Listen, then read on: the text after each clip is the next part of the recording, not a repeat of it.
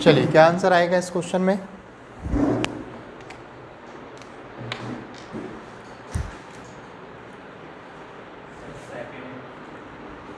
Second. ठीक है, और बताओ, बाकी लोग बताएं क्या आएगा, क्या करना पड़ता है। देखो, परिमयीकरण का मतलब क्या होता है। देखो, एक चीज़ तो सीधा आपको समझ में आ रही है इसमें कि हमें करना क्या है।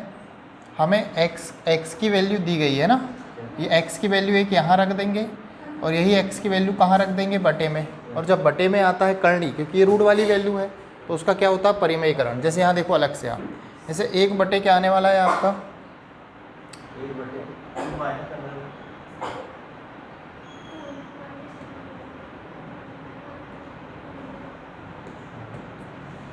जैसे 1 क्या आने वाला है, आप देखेंगे यहाँ पे 2 माइनस √3 ये आएगा। क्लियर। अब बटे में जब करनी आता है तो उसको हम क्या करते हैं, परिमयीकरण। परिमयीकरण का मतलब होता है कि इसका आप क्या करें, ऊपर नीचे गुणा कर दें साइन चेंज करके। क्या कर दें आप, साइन चेंज करके ऊपर नीचे क्या कर दें आप, गुणा कर दें। ठीक है, इसकी मैं डायरेक्ट प्रोसेस बताऊंगा, इसलिए आप पहले इसको समझो। पहले इसका 1 में गुणा होगा तो क्या आएगा, 2 + करनी 3 आएगा, आएगा क्या। और नीचे यदि गुणा होगा तो ध्यान से आप देखेंगे तो ये a - b और a + b है, एक प्रकार से है क्या। और ऐसी कंडीशन में यदि हम बात करें, देखो इसको थोड़ा सा समझना आप, a + b a - b क्या होता है, a² - b², मतलब 2 का वर्ग 4 और करनी 3 का वर्ग 3। 4 में से 3 गया, कितना आ गया, 1। तो आंसर कितना आया, सिर्फ 2 + करनी 3 आया, आया कि नहीं। आपको एक बात समझ में आई कि यार जब भी आप ऐसी संख्या का परिमयीकरण, परिमयीकरण मतलब होता है कि या तो उल्टा, जैसे x की वैल्यू ये दी है और मुझे 1/x निकालना, मतलब इसका उल्टा निकालना, इन्वर्स निकालना है। क्लियर। जब भी आपको ऐसी संख्याओं का इन्वर्स निकालना रहे या उल्टा निकालना रहे तो आप सिंपल है, आप क्या कर दें, आप ये चेक करें कि इनके वर्गों का अंतर 1 आ रहा है क्या। जैसे 2 का वर्ग कितना आता है, 4, और करनी 3 का वर्ग कितना आता है, 3। तो 4 और 3 का अंतर कितना आता है, 1। यदि अंतर 1 आ रहा है तो आप इसका जब इन्वर्स लिखते हैं तो सीधा साइन चेंज करके लिख दें, मतलब परिमयीकरण वहाँ पे नहीं करना है। बस यही चीज़ यहाँ पे सीखना था। मुश्किल से 10 सेकंड 20 सेकंड का क्वेश्चन है, फिर उसके बाद, है ना। तो आया समझ में, क्या करना है आपको।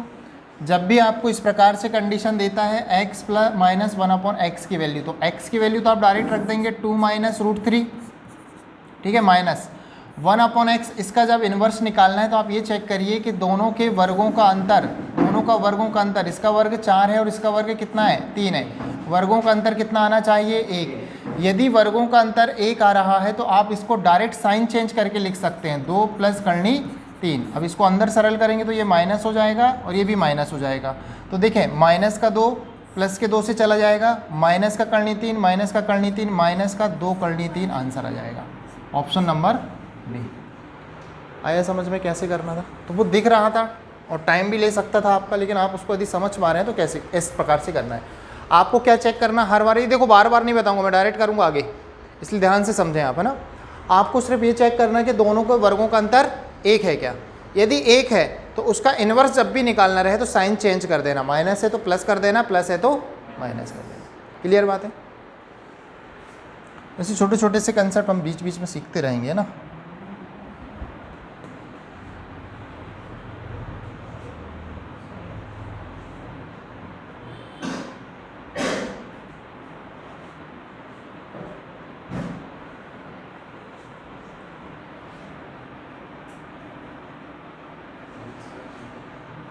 इस क्वेश्चन का आंसर दो।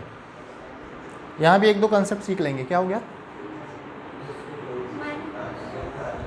आंसर आ गया, कितना आ रहा, 216। गलत जवाब, वो भी गलत जवाब।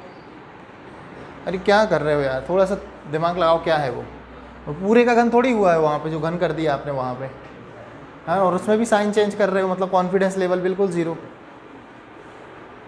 थोड़ा सा बड़े बच्चों वाला आंसर दो, छोटे बच्चों वाला नहीं, ठीक है। आंसर बड़े बच्चों वाला चाहिए, छोटे बच्चे वाला नहीं।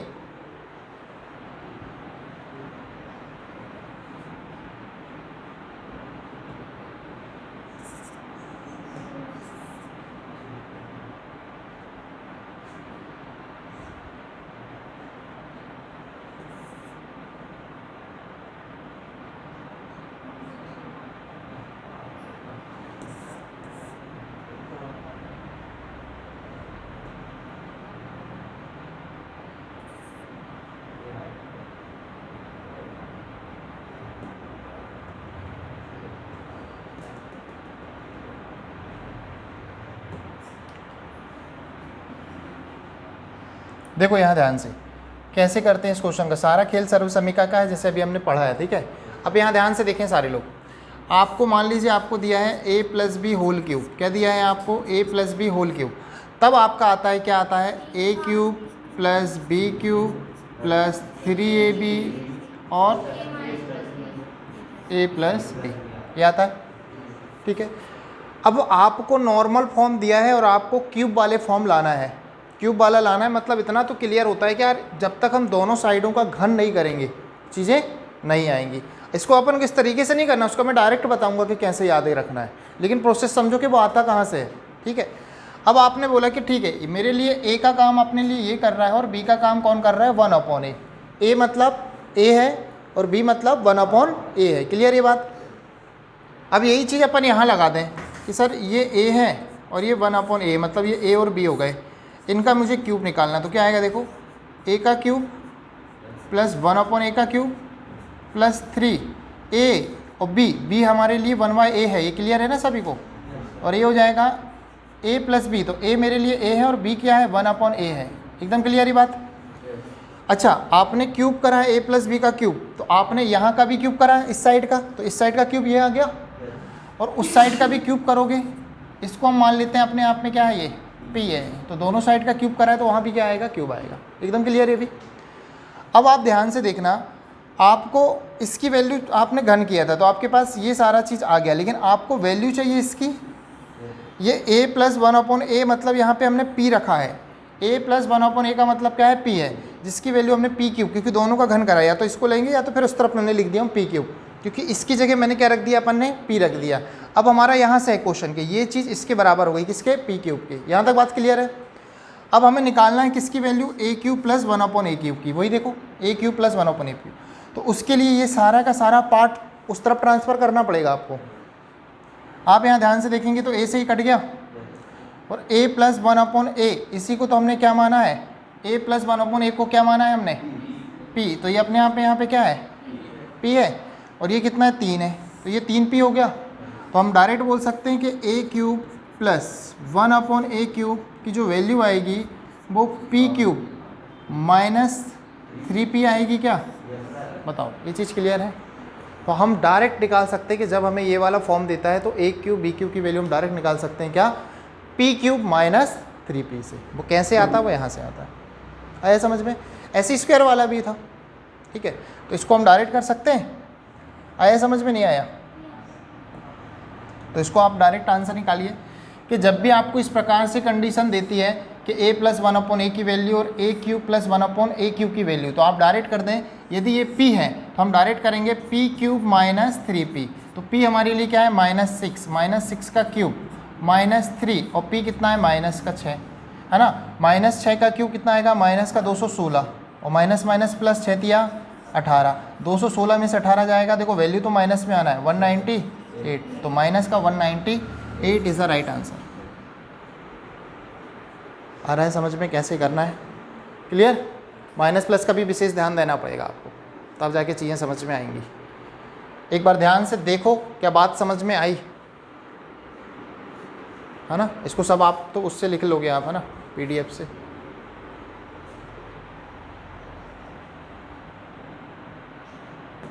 चले आगे।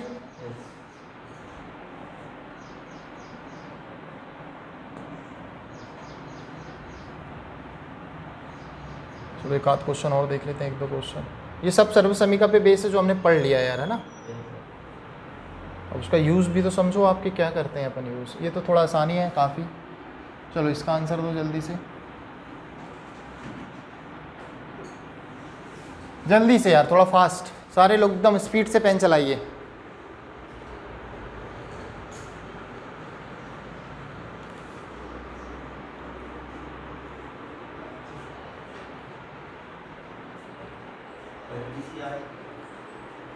$25 आ रहा है,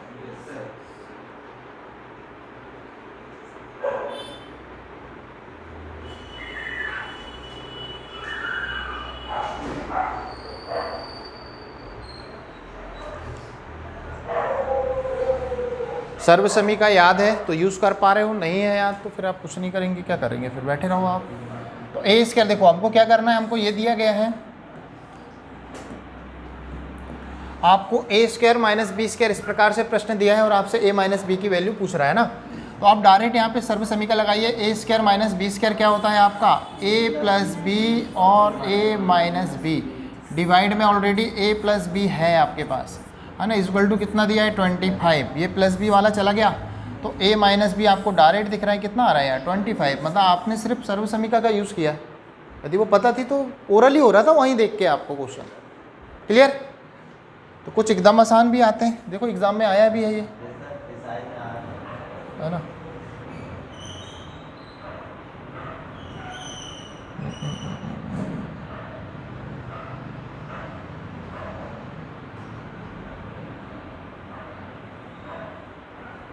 चलो एलसीएम भी तो पढ़ लिया था हमने।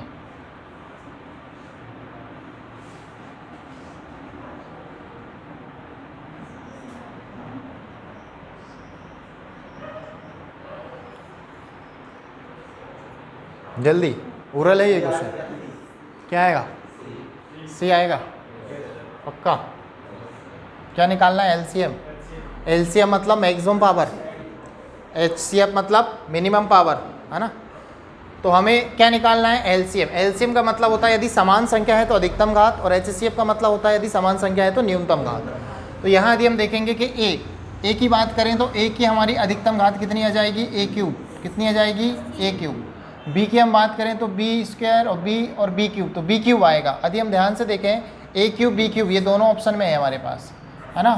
सी की बात करें तो सी की अधिकतम घात 2 है, सी की अधिकतम घात कितनी 2 है, तो ऑप्शन नंबर कितना आएगा, सी। सिर्फ आपको मैक्सिमम पावर देखना है।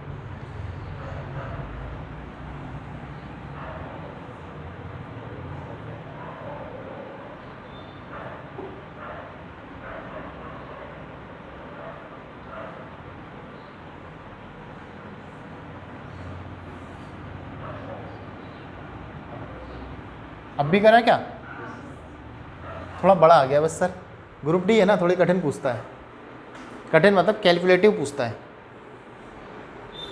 स्मार्ट वर्क करना है आपको यहाँ पे। आप घन, चलो खैर जमाओ, कैसे जमा रहे हो आप,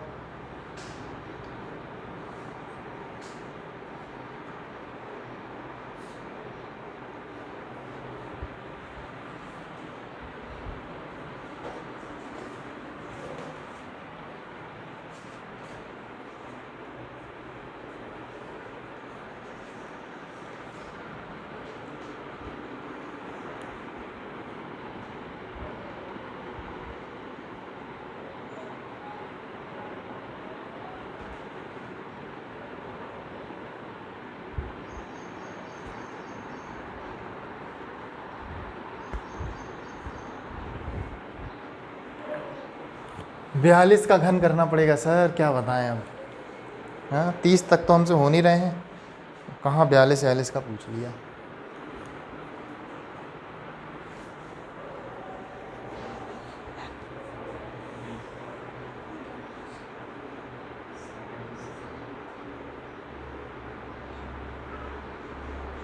कितना आ रहा, बी।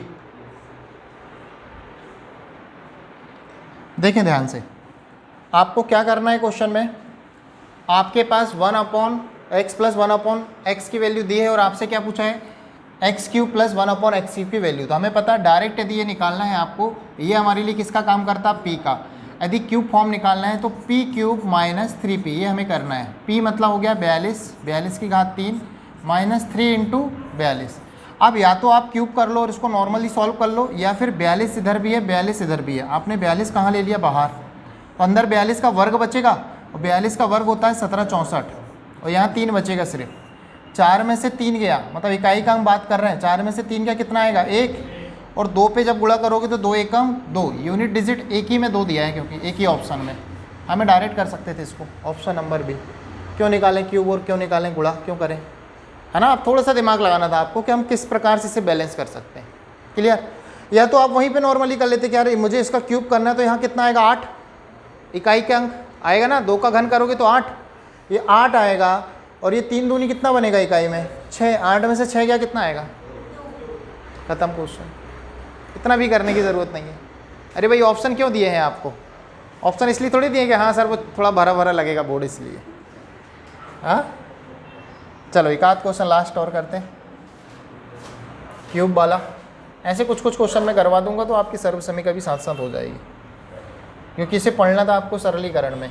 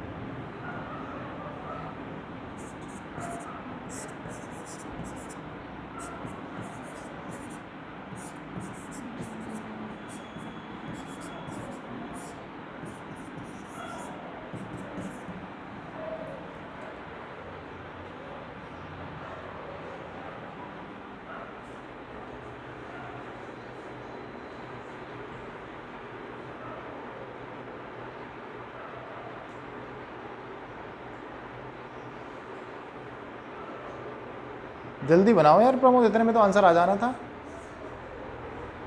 आपको पूरी कंडीशन दी है x plus Y plus Z बराबर 0, ये मैंने समझाया है आपको। यदि ये 0 होता है तो फिर क्या क्या चीज़ें होती हैं।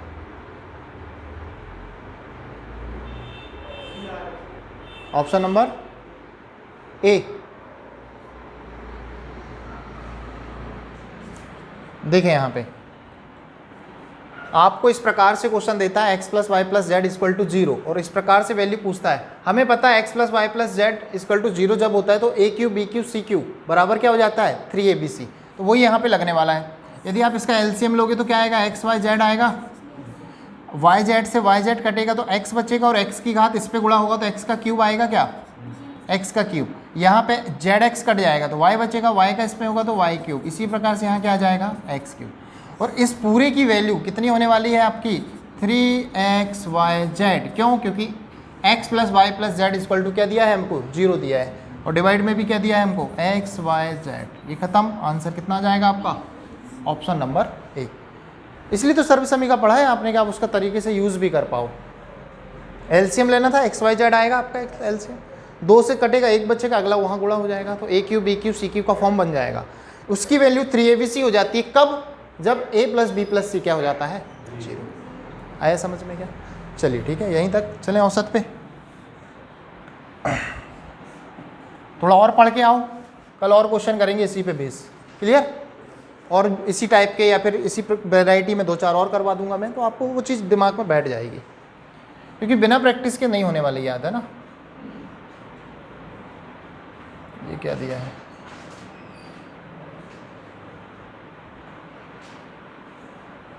इसको कर लो जरा यार, किसका है ये पता नहीं है क्वेश्चन। परसेंट टाइप का है, सरलीकरण का क्वेश्चन है एक प्रकार से।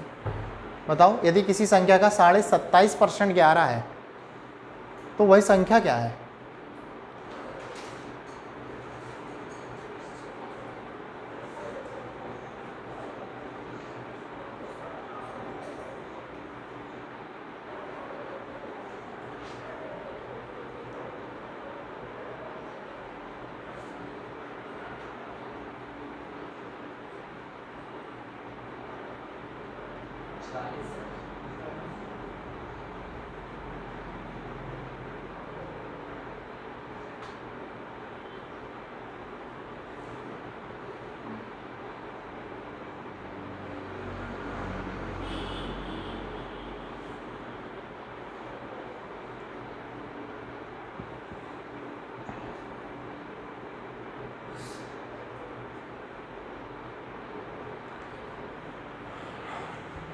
दिया गया परसेंट हमेशा आप कहाँ रखें, बटे में, है ना। जब भी ऐसा प्रश्न देता है तो दिया गया परसेंट हमेशा उस संख्या के बटे में रखो, जिससे निकालना उसे क्या कर दो आप गुणा।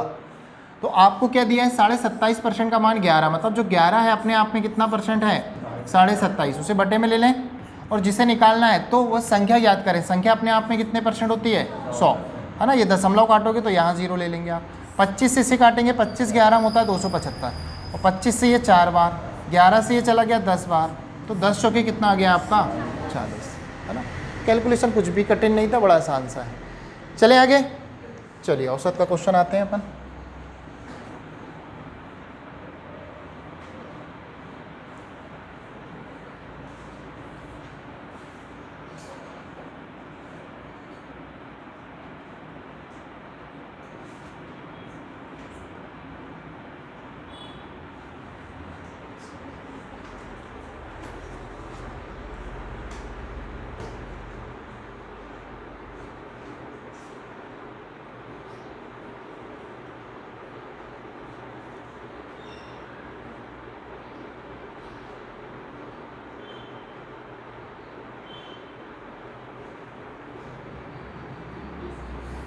कितना आ रहा है